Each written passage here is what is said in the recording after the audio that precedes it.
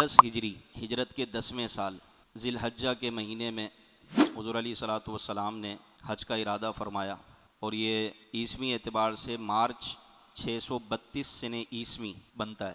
تو مختصر یہ کہ 10 ہجری میں حضور علیہ الصلوۃ والسلام نے حج کا اعلان فرمایا۔ بخاری و مسلم میں حدیث پاک موجود ہے کہ حضور علیہ الصلوۃ والسلام نے اعلان فرمایا کہ اس سال میں حج ادا کروں گا۔ تو مدینے میں کم و بیش تمامی صحابہ کرام علیہم رضوان جمع ہو گئے، اور 1,44,000 صحابہ کرام علیہم رضوان نے آپ کے ساتھ حج کا سفر کیا۔ اس سفر حج میں حضور علیہ الصلوۃ والسلام کے ساتھ شامل ہوئے۔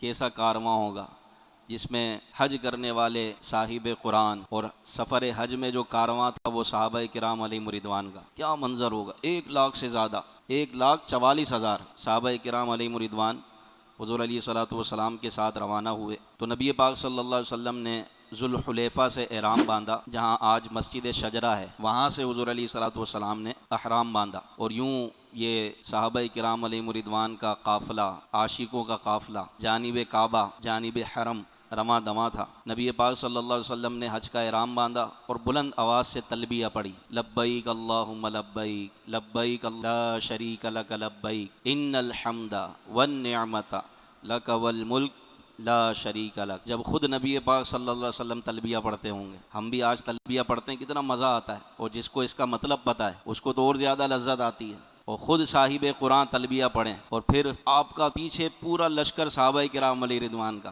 ہائے ہائے۔ کسی شاعر نے جو شعر کہا نا، یہ اس پر پورا صادق آتا ہے، فضا میں لبیک کی صدائیں ز عرش تا فرش گونجتی ہیں، فضا میں لبیک کی صدائیں ز فرش تا عرش گونجتی ہیں، ہر ایک قربان ہو رہا ہے،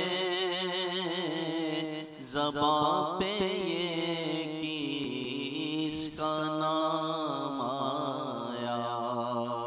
آئے محبت سے آپ بھی پڑھیں، لبیک اللہم لبیک لبیک لا شریک لک لبیک ان الحمد والنعمت لک والملک لا شریک لک لبیک اللہم لبیک لبیک لا شریک لک لبیک ان الحمد والنعمت لک والملک لا شریک لک